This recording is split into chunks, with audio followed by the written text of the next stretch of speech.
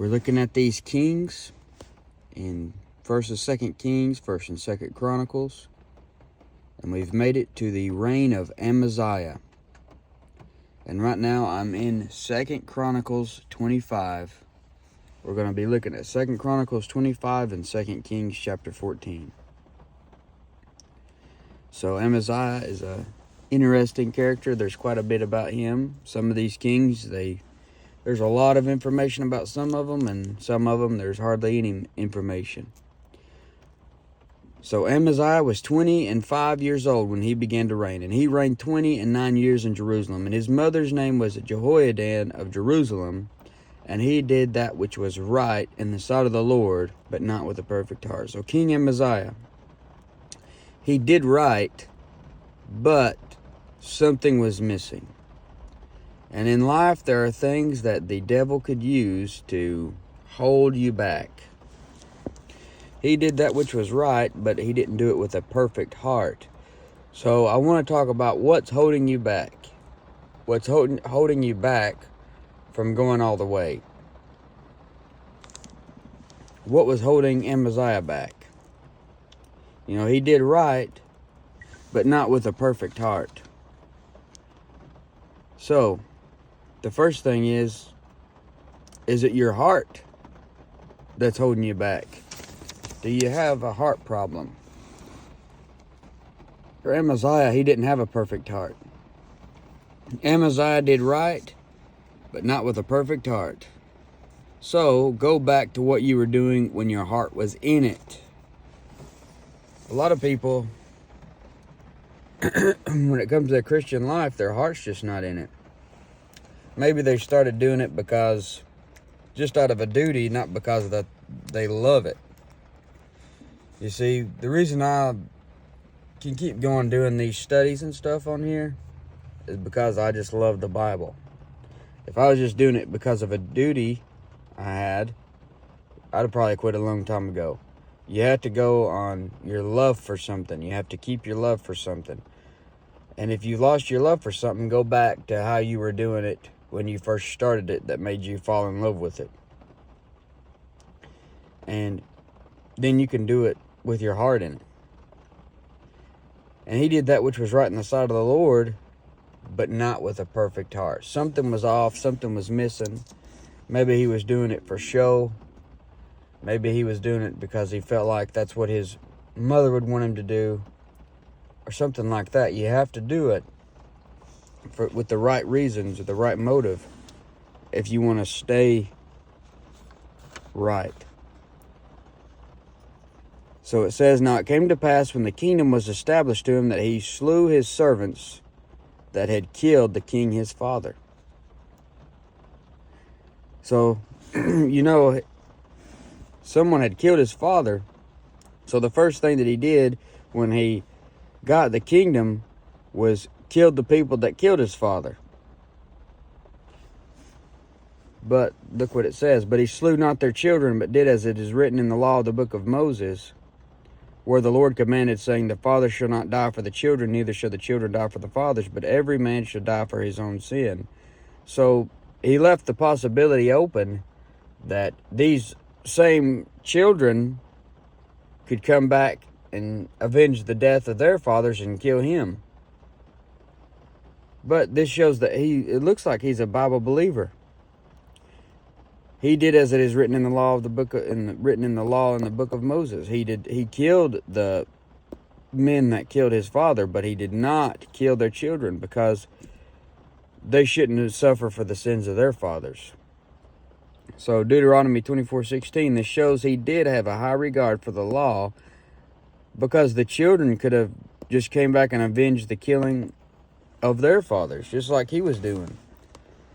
So he didn't let that hold him back. Maybe that's something that's holding you back, a threat to your safety. That's the next thing. Maybe your heart's holding you back. Maybe a threat to your safety is holding you back. And you could go on forever with that. You could say, oh, I'm not doing that because I'll get put in jail. I'm not doing that because I'll get put in Facebook jail. I'm not doing that because I'll have somebody putting a hit on me, coming after me, threatening to kill me. But what did the Lord tell the disciples? He's like, you know, there's going to be a time when they'll kill you and think they're doing God's service doing it. You see the saints in Revelation, they're beheaded for the witness of Jesus. And we might not be facing that so much right now in this country, but there's probably going to come a time where if you're going to do right, it's going to be a threat to your safety.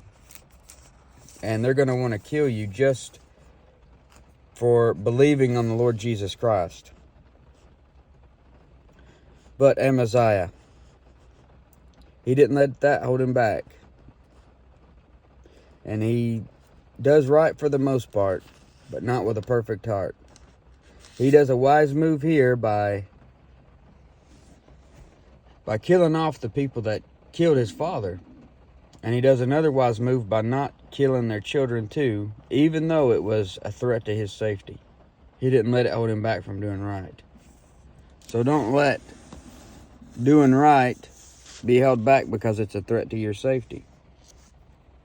See, when Amaziah took the throne, he had the men killed that killed his father. He seemed to have a high regard for the law because he didn't kill the children of the men, even with the threat of them avenging the death of their fathers. And, you know, Paul said that he didn't count his life dear unto himself in Acts 20:24. So don't let anything keep you from doing right. Don't count your life so dear that you'll do wrong just because it makes you feel safer.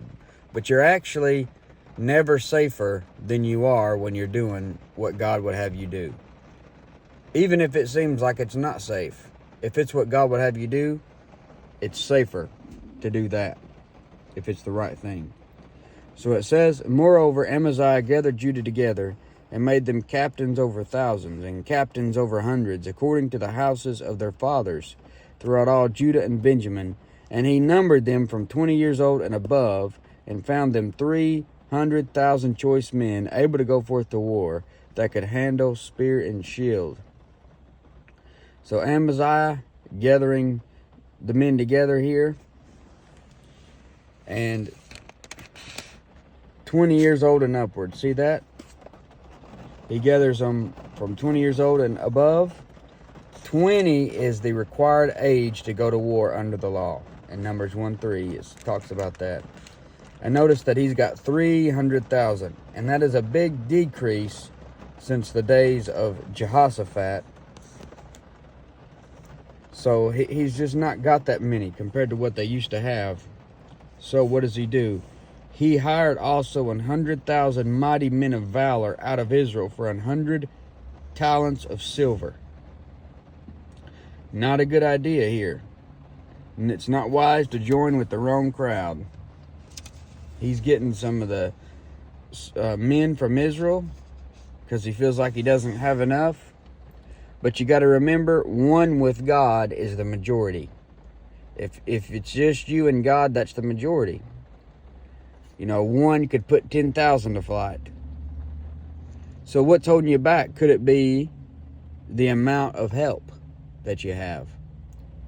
It was here for Amaziah, the amount of help. Is that something that's holding you back? Do you feel like if you do right, you're not going to have as many friends and family? Do you feel like somebody's going to forsake you if you do right and you won't have as much help? Amaziah gathered 300,000 choice men, but he felt like it wasn't enough. So he hires 100,000 mighty men out of Israel. But then look what happened. Look what's going to happen. A man of God's going to reprove him for this mistake and tells him that God is able to cast down into help. So real help comes from God. Don't let lack of numbers hold you back. So he's about to get reproved. It says, but there came a man of God to him, saying, O king, let not the army of Israel go. Let not the army of Israel go with thee, for the Lord is not with Israel, to wit, with all the children of Ephraim. So, but if thou wilt go, do it. Be strong for the battle. God shall make thee fall before the enemy, for God hath power to help and to cast down. You see, there's no sense in him joining up with Israel, who are just idolaters, because God has power to help. God can take care of it. He doesn't need the 100,000 people of Israel. God hath power. The God who made the sun stand still in Joshua 10:13, the God who created the sun in Genesis 1:16, and doesn't even need the sun, according to Revelation 21:23, he's got power to help. Isn't that something? God made the sun, can make it stand still, and just made it and actually doesn't even need it. He just made it anyway. That's who's on your side. I think that's good odds for you. You know, what's more valuable to have on your side, God or 100,000 men who could die? I believe God would be more valuable. But notice the man of God here says that Amaziah, you'll fall before the enemy. And pride goeth before destruction, and a haughty spirit before a fall. And he's going to have to, if he goes with those 100,000 men, he's going in his own strength. So the man of God says, be strong for the battle. You're going to have to be really strong. And Amaziah said to the man of God, but what shall we do for the 100 talents which I have given to the army of Israel? See, Amaziah has already given 100 talents of silver to Israel, to the king of Israel, for those soldiers. So he's like, well, if I just have them go back, what about my money? So is that the next thing? Is that something that's holding you back? Is the love of money what's holding you back? You see, Amaziah repents at the preaching, but he's worried because he has already given the 100 talents of silver to the king of Israel. And what does 1 Timothy 6:10 say? For the love of money is the root of all evil.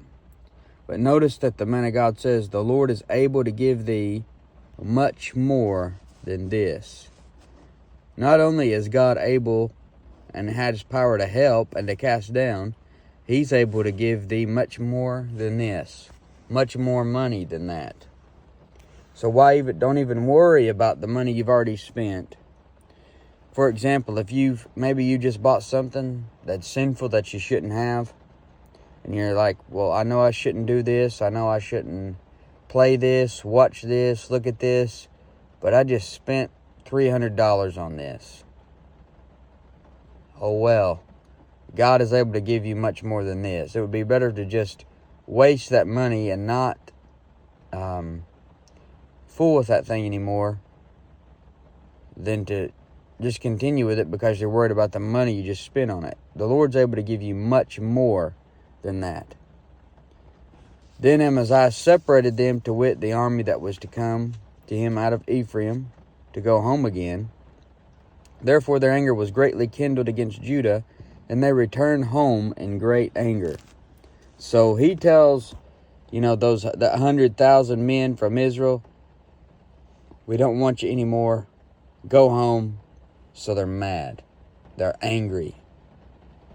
They're really upset with him. And so is that something that's holding you back? Possibly. Offending somebody. Are you worried about the love of money? Are you worried about your money? Are you worried about offending somebody? You see, when Amaziah sent Israel's mighty men back, they were very angry. And doing right can offend everybody. So don't let people's feelings hold you back. The men of Israel's army were most likely upset because they would miss out on the spoilage from the war, and the world were joined with Christianity for money. Did you know that? TBN, the Trinity Broadcasting Network, that's just a bunch of worldly junk, bunch of filthy junk, men joining up with Christianity, falsely so-called, for money. CCM. They make music that sounds just like a off-brand of secular music for money. You ever notice that? You turn on the radio, you hear the contemporary Christian music, it sounds just like the world's music. Like if you could honestly name the band that Christian rock band is trying to copy, and it's like an off-brand of that. And it's all for money.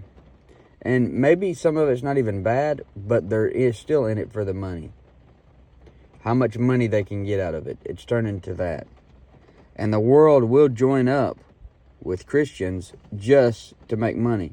Israel was joining up with Judah just so that they could get the spoilage from that war, most likely. So Amaziah separated them, to wit, and to wit means to. It's just, when it says that, it's just making it more clear or more particular about what it's talking about. Like it says, then Amaziah separated them, to wit, the army that was come to him out of Ephraim. Or up here it says, for the Lord is not with Israel, to wit, with all the children of Ephraim. It's just making it more clear there. He's not with Israel, to wit, with all the children of Ephraim. And Amaziah strengthened himself and led forth his people and went to the valley of Salt and smote the children of Seir 10,000. So he listened to the man of God, and he ends up with victory. And he slew 10,000 men. Another 10,000 left alive did the children of Judah carry away captive, and brought them unto the top of the rock, and cast them down from the top of the rock, that they were all broken in pieces. But the soldiers of the army which Amaziah sent back, that they should not go with him to battle, fell upon the cities of Judah from Samaria even to Beth Horon, and smote 3,000 of them, and took much spoil. So they're like, if you're not going to let us go to war with you and get in on the spoil, we're just going to go slay your cities and get spoil there. So while they were out gone to war fighting, while Judah was at war fighting, they go back to the cities of Judah and destroy their cities, and then kill 3,000 people and take much spoil. You see, that's how the world is. They pretend to be your friend, then they'll turn on you. And that's what happens when you try to join up with the world. And notice that's verse number 13. A very negative number of rebellion in the Bible. And that goes to show you that also you need to leave your home in the shape it needs to be in, just in case Satan attacks while you're gone.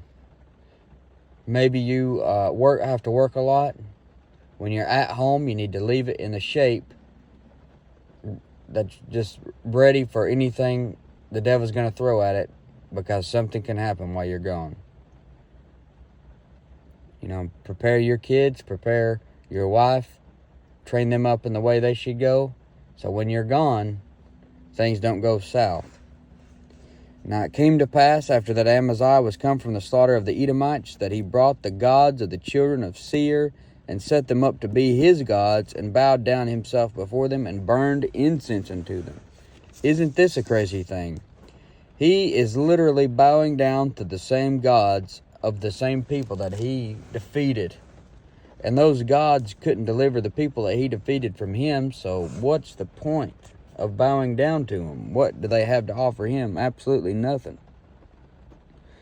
So that's the next thing. What's holding you back? Is it false gods? That's something that was holding Amaziah back. Amaziah ignorantly bows himself down to the gods that he has already defeated. Many times, you know that you've set up a false god in your life, and your love for that false god's holding you back. And maybe God sends a prophet that asks a perfect question, like he asked Amaziah. Therefore the anger of the Lord was kindled against Amaziah, and he sent unto him a prophet, which said unto him, Why hast thou sought after the gods of the people, which could not deliver their own people out of thine hand? That's a perfect question. Why hast thou sought after the gods of the people, which could not deliver their own people out of thine hand? So it's like, Amaziah, you're even mightier than their false gods, and yet you're bowing down to them. You're bowing down to gods that can't see, hear, or walk. And many times the Lord is going to send a preacher or your pastor to come and ask you, why are you bowing down to these false gods that can't see or hear or walk, that can't help you? when you've got the God of the Bible. You're a child of God. You've got the God of the Bible living in you. Why are you bowing down to these false gods? And it came to pass, as he talked with him, that the king said unto him, Art thou made of the king's counsel? Forbear. Why shouldest thou be smitten? So he's talking down to this guy that was sent to him just to warn him for his own good. He's saying, are you part of the king's council? Are you a big shot? Why should you be smitten? Then the prophet forbare and said, I know that God hath determined to destroy thee, because thou hast done this. Notice that even with the threat of being killed here, this prophet's given at least one more final blow. He says, I know that God hath determined to destroy thee. Pride goeth before destruction, haughty spirit before a fall. He's provoked the Lord God to anger because he's done this, and has not hearkened unto my counsel. Then Amaziah king of Judah took advice, and sent to Joash, the son of Jehoahash, the son of Jehu, king of Israel, saying, Come, let us see one another in the face. Now he's going to Israel and wants to fight them. He just slew all that other army. He's getting too big for his britches. He's getting in over his head. He's thinking he's something when he's nothing. Picking on the bigger guy, a much bigger guy. And that's the next thing. What's holding you back? Could it be your pride? You see, Amaziah becomes lifted up because he had defeated the Edomites. You see, pride and being puffed up will hold you back, and it can blind you. But it was of God what's about to happen to Amaziah. You see, God didn't want Amaziah to be prideful, but he's going to use his decision of being prideful against him. And it's going to be of God for Amaziah to go against the king of Israel, because he's going to be delivered into the hand of his enemies. So then it says, And Joash king of Israel sent to Amaziah king of Judah, saying, so here's, Joash king of Israel, here's what Amaziah is saying. And this is what the king of Israel says. The thistle that was in Lebanon sent to the cedar that was in Lebanon, saying, Give thy daughter to my son to wife. And there passed by a wild beast that was in Lebanon, and trode down the thistle.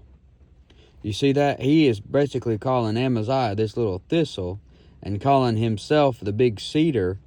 And he's saying, if this little thistle comes to this big cedar asking for his daughter to wife, there's going to be a wild beast pass by and kill the thistle. See that? He's pretty much saying, you're nothing compared to me. You're just a little thistle. I'm a big cedar. You're not even good enough to have your son marry my daughter. I would never even let that happen, and let your weak dynasty marry into my big, huge dynasty over here. He's just talking down to him, calling Amaziah a thistle, calling himself a cedar. And it says, Thou sayest, Lo, thou hast smitten the Edomites, and thine heart lifteth thee up to boast. Abide now at home. Why shouldest thou meddle to thine hurt? He's saying, stay at home. Stay on your porch. Stay in your house. Don't come out here and play in the street with the big boys out here. Go run home, son. Why shouldest thou get hurt? He's talking to him like he's a joke. Why shouldest thou meddle to thine hurt, that thou shouldest fall, even thou and Judah with thee? Notice it says thine heart. This is a lost man, a lost king, talking biblically. He says thine heart lifteth thee up to boast. He can tell Amaziah is eat up with pride, and it's making him feel like a big dog when he's just a little dog. You know how these little dogs, like weenie dogs, chihuahuas, all those things, they come at you like they're a big dog, but they're actually little dogs. They're little dogs and they don't know it. That's the way Amaziah is. And he's toying with him here. And he says, But Amaziah But Amaziah would not hear, for it came of God to deliver him into the hand of their enemies. Notice this is of God. You see, he sought after those false gods, provoked the Lord to anger. Now, the Lord's going to use Amaziah's pride to just get him in trouble. And he's going to end up delivered into the hand of his enemies. So Joash, the king of Israel, went up, and they saw one another in the face, both he and Amaziah, king of Judah, at Bethshemesh, which belongeth to Judah. And Judah was put to the worse before Israel, and they fled every man to his tent. You see, this world will bring the worst out of you. Judah was put to the worst. And Joash, the king of Israel, took Amaziah, king of Judah, the son of Joash, the son of Jehoash, at Bethshemesh, and brought him to Jerusalem, and brake down the wall of Jerusalem from the gate of Ephraim to the corner gate, 400 cubits. You see, he took him captive, and now he's going to have him watch him break down everything that he knows. See, the devil will get a hold of you, and you'll see your whole life break down before your eyes. And he took all the gold and the silver. Notice that if you're a child of God, you started building a building when you got saved to present to the Lord at the judgment seat of Christ. You're either building with gold, silver, precious stones, or you're building with wood, hay, and stubble. And when you act like Amaziah and you almost hook up with the wrong people, and then when you have a good victory, you start worshiping the gods of this world, you're going to lose gold and silver. He lost gold and silver and all the vessels that were in the house of God with Obed-Edom, and the treasures of the king's house, the hostages also, and returned to Samaria. So when you don't finish well, it may cause some loss of gold and silver at the judgment seat of Christ. It may cause some loss in some treasures, some gold, some crowns. And Amaziah, the son of Joash, king of Judah, lived after the death of Joash, son of Jehoash, king of Israel, 15 years. So they didn't kill him. It's like Joash just wanted him to see everything that he knew be taken away. Now the rest of the acts of Amaziah, first and last, behold, are they not written in the book of the Chronicles of the kings of Judah and Israel? So you see, you are writing your own story. And Amaziah, his story didn't turn out too well. Now after the time that Amaziah did turn away from following the Lord, you see, he did right, but not with a perfect heart. He didn't finish well. He didn't finish his course. He turned away from following the Lord. And Christians do that every day. They turn away from following the Lord. They go after the gods that they know the Lord's defeated. They go after the gods that they know that they have more power than. They go after gods that they know is just going to bring them down. And now after the time that Amaziah did turn away from following the Lord, they made a conspiracy against him in Jerusalem. So there was a conspiracy. And he fled to Lachish. But they sent to Lachish after him and slew him there. And they brought him upon horses and buried him with his fathers in the city of Judah. So Amaziah, to a certain extent, he did right, but not with a perfect heart. And he ends up being dead, dies this way. They made a conspiracy against him. Most likely, people that were upset because of his idolatry that he had. And they just wanted him gone. But they give him a proper burial, which is a big thing for them. Ecclesiastes 6:3 talks about it, about how important the burial is. But that was 2 Chronicles 25. Let's go back to 2 Kings 14 and get even more information on Amaziah. And it's going to be a lot of the same thing, but there's some more information thrown in. So 2 Kings chapter 14, and it says, in the 2nd year of Joash, the son of Jehoash, king of Israel, reigned Amaziah, the son of Joash, king of Judah. He was 25 years old when he began to reign. And he reigned 29 years in Jerusalem. And his mother's name was Jehoiadan of Jerusalem. And I forgot to give you this already, but you got King Amaziah. His name means strength of Jah. He's Judah's 8th king. He reigns 29 years. Spiritual state, good. He starts out good, doesn't finish well. Good than bad. His parents is Joash. That's his father. And that's not the same Joash that he goes up against. You see, it gets a little bit confusing with these kings because a lot of them all have the same names. His mother's name is Jehoadan. His prophet, Elijah. And then also that other unknown man of God and that prophet as well, that it doesn't say their name. He's known for bowing to the gods of those he defeated. And you find him in 2 Kings 14 and 2 Chronicles 25. And then at the beginning of chapter 14, I've wrote down 2 Chronicles 25, so I know that the chapter in Chronicles that'll go along with this. You see, 2 Chronicles is like a commentary on 2 Kings. 1 Chronicles is a commentary on 1 Kings. It gives more information. It talks a lot about the same stuff, but it gives more information. You see, 2 Chronicles is more about the kings of Judah, like Amaziah, while 2 Kings is more about the kings of Israel. And his mother's name was Jehoadan of Jerusalem. And maybe he had a good mother, and that's what started him out on the right track. Just like Timothy in 2 Timothy 1:5, it talks about his mother there and his grandmother, how good they were. And, Paul eventually talks about how from a child, Timothy knew the Holy Scriptures. If you're a mother or a father, train up your child in the way they should go. It may start them out on the right track, and they'll be much more likely to finish their course.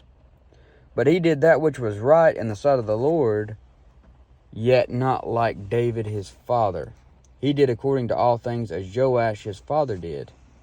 And you see, Joash his father has a similar situation to where he did good, but then did not finish well. So he followed in the same steps. So is that the next thing? That could be another thing that's holding you back. Is your parents holding you back? Amaziah's mom, Jehoadan, her name means God delights. Maybe she was a good mom that raised him right, brought him up in the nurture and admonition of the Lord, trained him up in the way he should go, hoping that when he was older he wouldn't depart from it. Maybe she might have raised him right. He had the example written down of his ancestor David. He didn't do like David his father. And he would have had the example from the Proverbs. Solomon, given wisdom in those Proverbs. But he didn't do right many times anyway.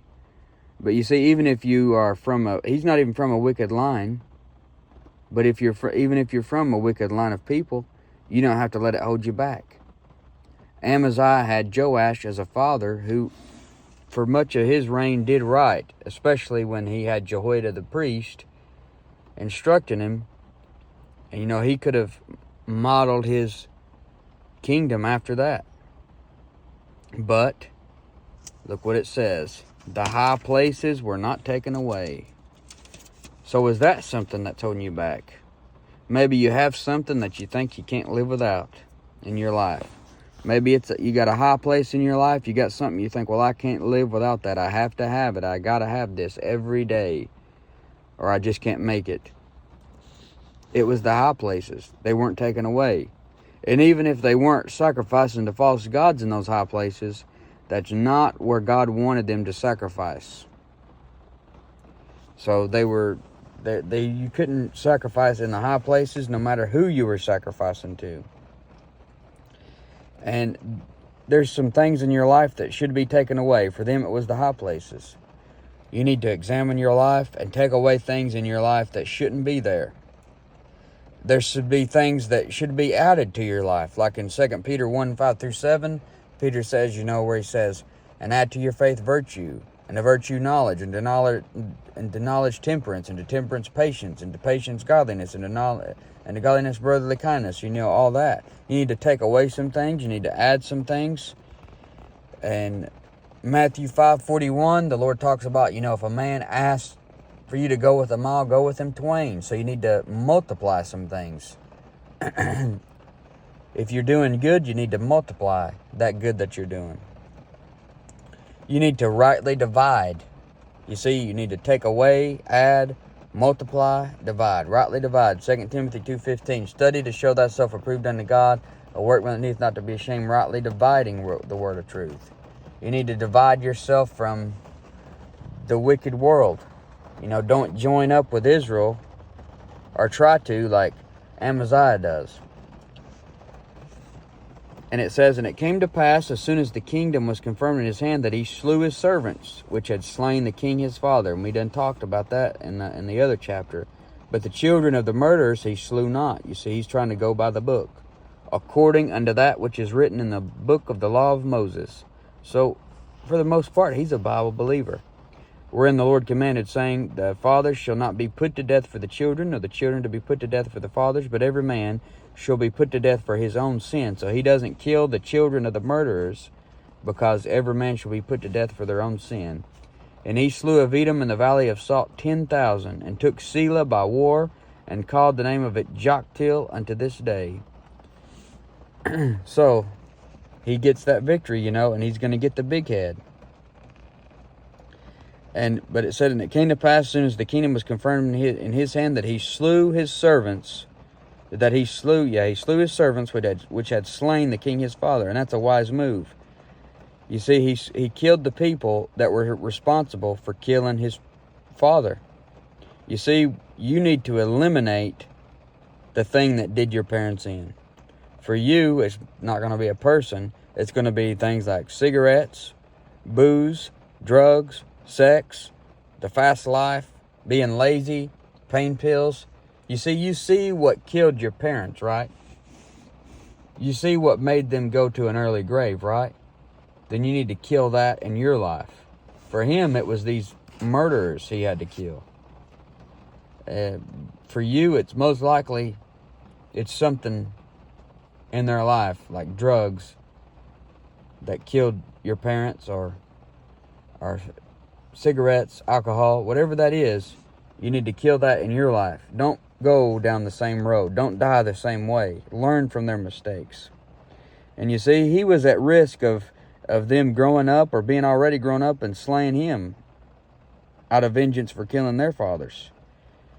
But he does it anyway. He didn't let that hold him back. But he gets victory. He slew of Edom in the valley of Salt 10,000, and took Selah by war, and called the name of it Joktil unto this day. Then Amaziah sent messengers to Joash, the son of Jehoahaz, son of Jehu, king of Israel, saying, come, let us look one another in the face. So he's like, let us see each other face to face. He's getting too confident, too big for his britches here.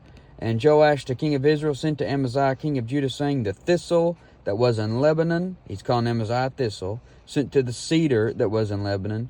The king of Israel is calling himself a cedar, saying, I'm much bigger than you, saying, give thy daughter to my son to wife. Saying, you're not even good enough for me to give my daughter to your son and have our kingdoms, at affinity with one another. And it says, there passed by a wild beast that was in Lebanon, and throwed down the thistle. The devil is like a wild beast. And when you get lifted up with pride, you'll fall into the condemnation and snare of the devil. It says, thou hast indeed smitten Edom, and thine heart hath lifted thee up. Glory of this, and tarry at home. For why shouldest thou meddle to thy hurt, that thou shouldest fall, even thou, and Judah with thee? Why should you come over here and have me whoop you? Just stay at home. But Amaziah would not hear. You see, he's not listening to these wise words of this lost king. Therefore Joash king of Israel went up. He and Amaziah king of Judah looked one another in the face at Bethshemesh, which belongeth to Judah. And Judah was put to the worse. He brought the worse out of them before Israel, and they fled every man to their tents. And Joash king of Israel took Amaziah king of Judah, the son of Joash, the son of Ahaziah, at Bethshemesh, and came to Jerusalem, and brake down the wall of Jerusalem. He wants him to see him tear down everything in his life, from the gate of Ephraim unto the corner gate, 400 cubits. And he took all the gold and silver, and all the vessels that were found in the house of the Lord, Just like I said, if you live wrong, you're going to have some gold and silver taken away at the judgment seat of Christ. And in the treasures of the king's house and hostages, you'll lose people.